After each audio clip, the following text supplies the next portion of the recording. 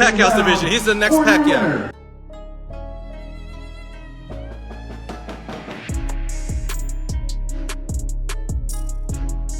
Isang Pinoy boxer na naman ang malapakman ang galawan ang nanalo sa isang bakbakan. Undercard ng labang Prograis versus Cepeda. Ang Pinoy ay ang kasalukuyang undefeated na si Jacob Macaluloy na nakatira ngayon sa San Diego, California. Isang degree holder sa psychology itong si Jacob sa Columbia University at sikat dahil sa kabi-kabilang parangal sa academic at sa pagiging mixed martial artist champion.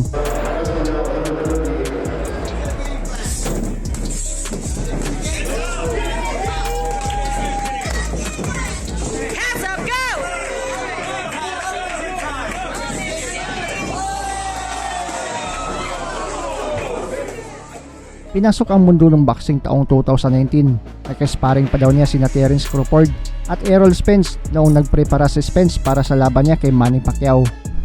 Yeah, I was sparring with Bud Crawford and Errol Spence. Wow. Yeah, I got Errol Spence ready to fight Pacquiao back in last summer. I was out there. Pinasok ni Jacob Macaluloy ang professional boxing taong 2021. Una niyang nakalaban sa pro ay si Andy Lopez. Nagkapareho din niyang kapapasok pa lang sa professional boxing. Panalo ang Pinoy na si Jacob dito via knockout.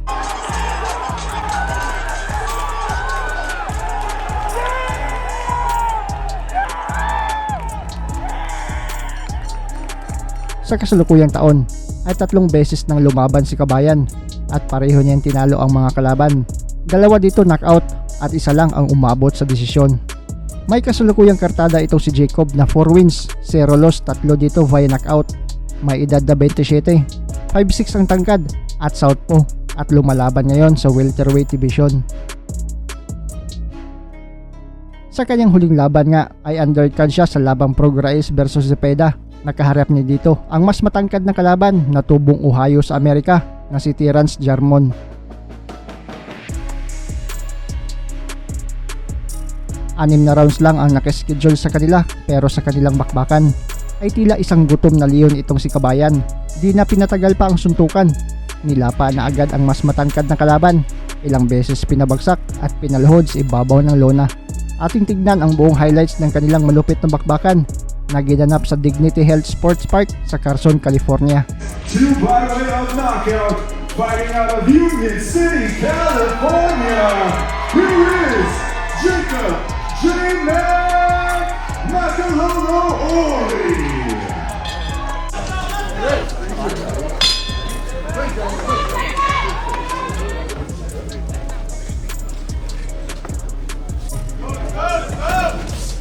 Nice and long, Terrence.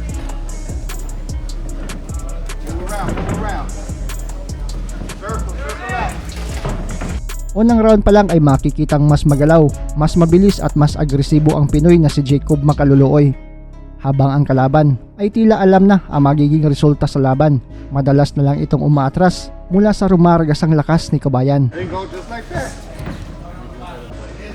Long jab. That's it, working.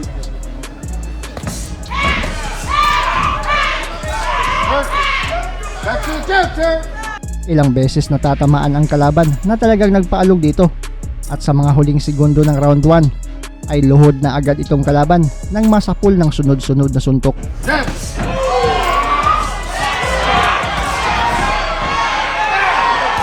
There you go. There you go. He's hurt. No. Finish him.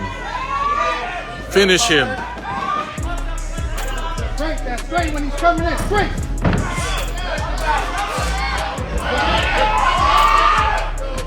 Turn, get off the rope.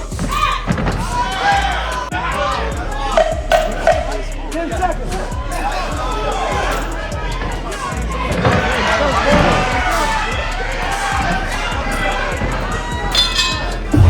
Saved by the bell.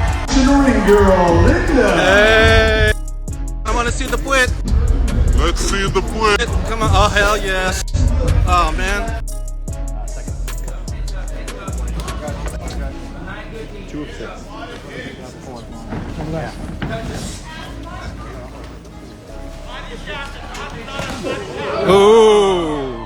Dito sa round 2 ay tuluyan na ngang nilapa ni Kabayan ang kalaban. Gamit ang bilis ng galaw at mga suntok ay walang nagawa itong mas matangkad na kalaban kundi takbo-takbo na lang sa bakbakan. Pero di pa rin pinatakas ng Pinoy. Tinapos ni Jacob Makaluluoy ang laban via 6th round knockout. Ouch, ouch. Yeah, throw in the towel. That's it, I told you. Done. You should did that last knockdown. Someone could get hurt.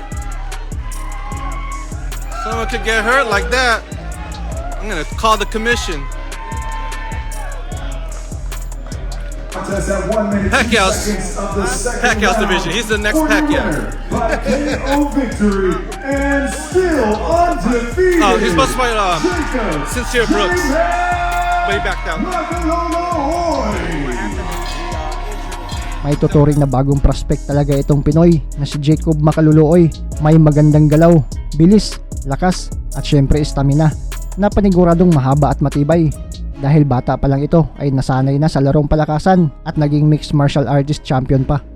Ano ang masasabi ninyo sa puwet ay stay sa bagong Pinoy prospect?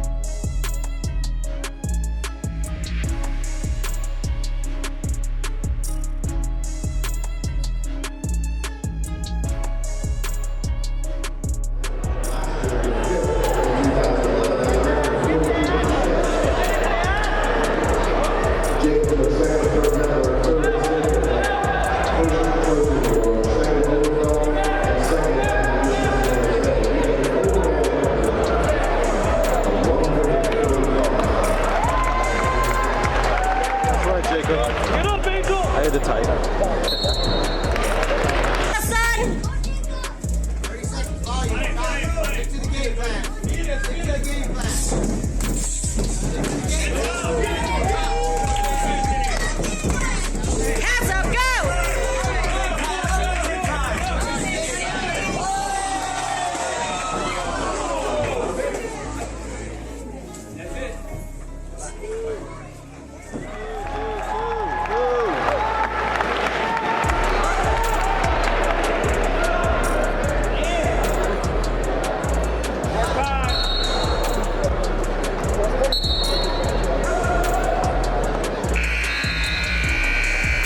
And the end of one, Jacob's up over the one.